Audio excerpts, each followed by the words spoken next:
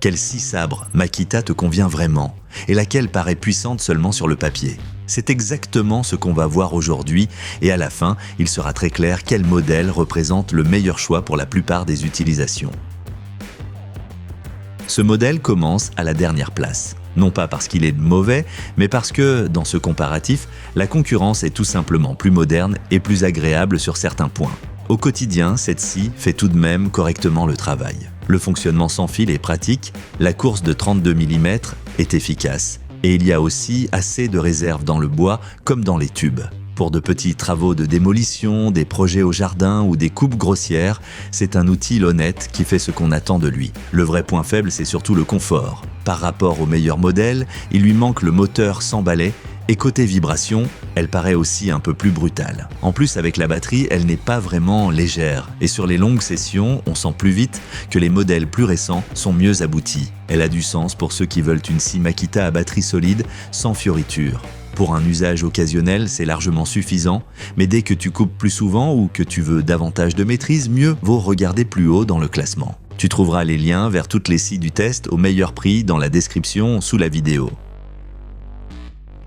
Là, ça devient tout de suite plus intéressant parce que ce modèle ne mise pas sur la puissance brute, mais sur la maniabilité. Dans le classement, il arrive juste devant la dernière place parce qu'il est vraiment très fort dans un domaine bien précis. Ce qu'on remarque immédiatement, c'est son faible poids. La scie est compacte, elle tient bien en main et se sent nettement plus à l'aise dans les coins étroits que les modèles plus grands. Le moteur sans balai aide pour le rendement et l'autonomie.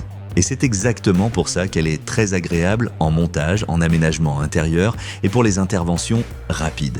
Alors pourquoi ne monte-t-elle pas plus haut? C'est simple, avec 22 mm, sa course est plus courte. Du coup, dans les gros travaux de démolition longs et difficiles, il lui manque un peu de mordant face aux autres. À côté des modèles plus lourds et plus polyvalents, elle ressemble davantage à une aide précise et nerveuse qu'à une vraie machine de démolition. Je la recommanderais à tous ceux qui travaillent mais souvent au-dessus de la tête, dans des zones étroites, ou plus généralement, qui préfèrent une machine légère. Et c'est justement à partir d'ici qu'on passe doucement des spécialistes aux vrais modèles polyvalents. Si la vidéo t'aide jusque-là, n'hésite pas à laisser un like et à t'abonner à la chaîne.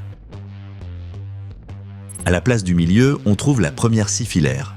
Et ça se sent tout de suite. Ici, il est moins question de liberté de mouvement que de puissance constante sans interruption. Pour les travaux difficiles, c'est une vraie bête de travail. La course de 32 mm assure une bonne avance de coupe. Et on a aussi le mouvement pendulaire, le changement de lame sans outil et un sabot réglable. Si tu scies longtemps et que tu ne veux pas penser en permanence aux batteries, ce modèle montre clairement sa force. Face au meilleur modèle, il lui manque tout de même un peu de finition. Comparée à la meilleure scie filaire, elle est moins confortable et côté vibration et bruit, elle reste clairement dans une catégorie plus brute.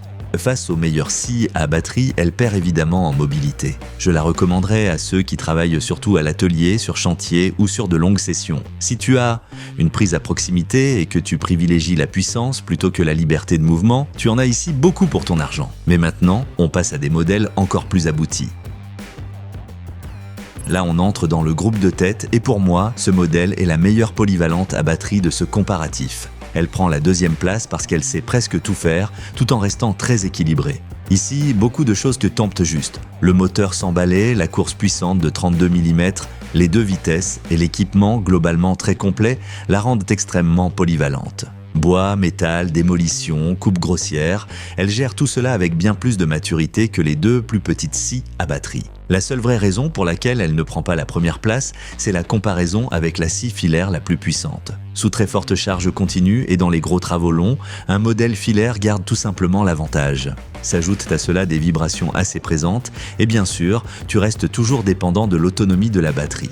Mais si tu veux un maximum de liberté sans renoncer à de vraies performances, c'est probablement le choix le plus intelligent de toute la liste. Et c'est précisément pour cela qu'il ne manque plus qu'un seul modèle encore plus fort quand on parle de puissance pure. À la première place, on trouve la scie la plus puissante de ce comparatif. C'est la machine pour ceux qui ne veulent pas perdre de temps et qui attendent simplement un maximum de réserve en démolition, dans le bois et dans le métal. La puissance élevée est déjà un gros atout, mais ce qui fait vraiment la différence, c'est l'ensemble. La grande course, le mouvement pendulaire, le bon niveau d'équipement et surtout l'amortissement des vibrations bien perceptibles la rendent particulièrement convaincante dans les travaux difficiles. En comparaison directe, elle paraît plus sûre d'elle que les autres, presque comme si elle disait « Confie-moi simplement le travail le plus dur ». Bien sûr, tout cela a un prix. C'est la scie la plus lourde du comparatif, plus grande que les modèles à batterie et moins flexible à cause du câble. Dans les espaces étroits ou pour les petits travaux rapides et imprévus, elle est moins agréable que les alternatives plalier plus légères. Mais si tu scies souvent de manière intensive, que tu veux rénover ou que tu cherches un outil qui continue à pousser quand le travail devient vraiment sérieux, alors c'est le meilleur choix du classement. Ce n'est pas la plus pratique pour tout le monde, mais c'est la plus puissante et la plus complète. Regarde les meilleurs modèles via les liens dans la description sous la vidéo et compare tranquillement quelle scie correspond le mieux à ton usage. Et si cette vue d'ensemble t'a aidé, laisse un like et abonne-toi à la chaîne.